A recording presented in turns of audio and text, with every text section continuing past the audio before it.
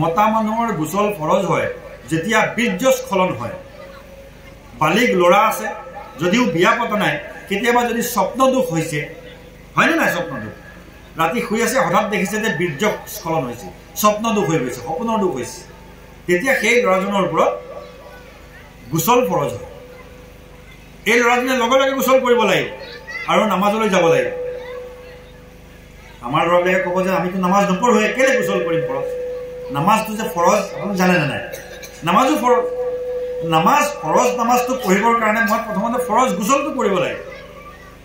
আৰু প্ৰত্যেকজন ডেকা প্ৰাপ্তবয়স্ক বুলি ক'লে যিজন ল'ৰা ডেকা হৈ গৈছে, ডেকা কাপুৱা, প্ৰত্যেকজন ডেকা ল'ৰা আৰু ছোৱালীৰ ওপৰত নামাজটো ফৰজ হৈ যায়।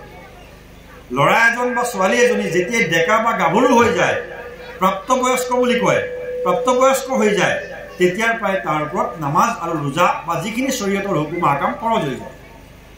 কেতিয়া ল'ৰা ডেকা হয়? ল'ৰাটো ডেকা হয় কেতিয়া? এটা ল'ৰা যেতিয়া মই যে ক'লো যে স্বপ্ন দুখ হয় ৰাতি, বা দাড়ি মোচ গজিছে, কাৰোবাৰ 12 বছৰ হৈছে, কাৰোবাৰ 13 বছৰ হৈছে, কাৰোবাৰ 14 বছৰ হৈছে, প্ৰত্যেকৰ খানদানী হিচাপে বেলেগ বেলেগ। যেতিয়াই ল'ৰা এটাৰ স্বপ্ন দুখ হৈ পেলাই বীৰ্যস্খলন হৈ যায়, তেতিয়া ল'ৰাটো ডেকা হোৱা বুলি ধৰা হয়। আৰু এই প্ৰাপ্তবয়স্ক বা ডেকা বা বালিক হোৱাৰ লগে লগে এই ল'ৰাটোৰ ওপৰত নামাজ, ৰোজা আৰু যিখিনি শৰীয়তৰ হুকুম আহকাম আছে ফৰজ হৈ যায়। সেইখিনি কৰিব লাগিব। সেইদিনাখনৰ পৰা তাৰ এই আমল নামাত নেকি আৰু বদি লিখা আৰম্ভ হৈ যায়। এই দুজন ফৰিস্তা যে আমাৰ বহি আছে, এজনে নেকি লিখি আছে আৰু এজনে বদি লিখি আছে। এজনে স্বভাৱবিলাক, ভাল কামবিলাক লিখি আছে, পুণ্য লিখি আছে, আৰু এজনে বদিবিলাক, বেয়া কামবিলাক, গুনাহবিলাক লিখি আছে। সেইদিনাখনৰ পৰা তেখেতৰ লিখা শুৰু হৈ যায়, লিপিবদ্ধ কৰা আৰম্ভ হৈ যায়। যদি মই নামাজ পঢ়া নাই, তেতিয়াহ'লে সেইখিনি লিখা আৰম্ভ যে এওঁ আজি ফজৰৰ নামাজ পঢ়া নাই। মই যদি জোহৰৰ নামাজ পঢ়া নাই, লিখা আৰম্ভ হ'ল বোলে এওঁ আজি জোহৰৰ নামাজ পঢ়া নাই। আসৰৰ নামাজ পঢ়া নাই, লিখিলে আসৰৰ নামাজ পঢ়া নাই। যদি মই কিবা গুনাহ কাম কৰিছোঁ, মিছা কথা কৈছোঁ, এইজনে লিখা আৰম্ভ কৰিলে বোলে অমুক টাইমত, অমুক দিনাখন এওঁ অমুকটো গুনাহ কৈছে, মিছা কথা কৈছে, বেয়া কথা কৈছে, কাৰোবাক মাৰিছে, হাত দাঙিছে, ডাঙৰক অসন্মানি কৰিছে বা মাক বাপেকক অসন্মানি কৰিছে, এইখিনি লিখা আৰম্ভ হৈ যায়। প্ৰত্যেকটো গুনাহ, প্ৰত্যেকটো ভাল কাম আৰু প্ৰত্যেকটো বেয়া কাম আমাৰ ৰেকৰ্ড হৈ আছে। দুখন চিজিল তৈয়াৰ হৈছে, দুখন ৰেজিষ্টাৰ বনোৱা হৈ আছে। এই ৰেকৰ্ড এনেকুৱা ৰেকৰ্ড হৈছে যেনেকৈ এই যে CCTV কেমেৰা আমাৰ লাগি থাকে, প্ৰত্যেকটো কাম আমাৰ ৰেকৰ্ড হৈ আছে। প্ৰত্যেকটো কাম আমি ক'ত কেতিয়া কি কৰিছিলোঁ, প্ৰত্যেকটো কাম ৰেকৰ্ড হৈ আছে। ঠিক তেনেকৈ আমাৰ এই দুজন ফৰিস্তা আল্লাহ তাআলাই নিয়োগ কৰি থৈছে, কিৰামান কাতিবিনা ইয়ালামুনা মা তাফআলুন।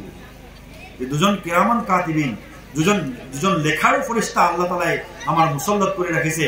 তেওঁলোকে আমাক ৰেকৰ্ড কৰি আছে। যিকোনো কথা মুখৰে ওলাইছে, যিকোনো কাম আমাৰ হাতেদি হৈছে, ভৰি দি হৈছে, ৰেকৰ্ড কৰিছে, ৰেকৰ্ড। এই ৰেকৰ্ডখন কি কৰিব?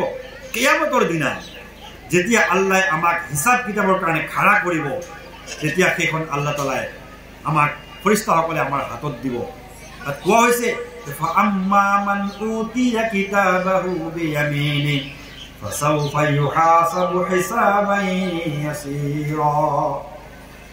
যিজন মানুহৰ আমল নামাখন, এই যে ৰেজিষ্টাৰখন সোঁ হাতত দিয়া হ'ব আমাৰ কিয়ামতৰ দিনা, যিজন মানুহৰ আমল নামা সোঁ হাতত দিয়া হ'ব, এইখন হাতত দিয়া হ'ব, ফাসাউফা ইউহাসাবু হিসাবান ইয়াসীৰা, তেখেতৰ হিচাপটো আসান হিচাপ লোৱা হ'ব, সহজ সহজ হিচাপ লোৱা হ'ব। কাৰণ সোঁ হাতত দিয়াৰ অৰ্থই হৈছে যে মোৰ নেকি বেছি আছে, বদি কম আছে, মোৰ ভাল কাম বেছি আছে, বেয়া কাম কম আছে। সি জানি ল'ব যে মই কামিয়াব, মই পাছ কৰিলোঁ, মোৰ পৰীক্ষাত মই পাছ। অলপ চলপ প্ৰশ্ন কৰিব আৰু পাছত ক'ব বাবা তই যা জান্নাতত যা। তাৰপিছত আকৌ আয়াতত কৈছে আম্মা মান উতিয়া কিতাবাহু ওয়াৰাআ যাহৰি ফাসাউফা ইয়াদউ সুবুৰা। আৰু যিজন মানুহৰ আমল নামা বাওঁ হাতত দিয়া হ'ব, আন এটা আয়াতত আহিছে যে ওয়াৰাআ যাহৰিহি আম্মা মান উতিয়া কিতাবাহু বিশিমালি, বাওঁ হাতত দিয়া হ'ব আৰু পিঠিৰ পিছফালৰ পৰা দিয়া হ'ব।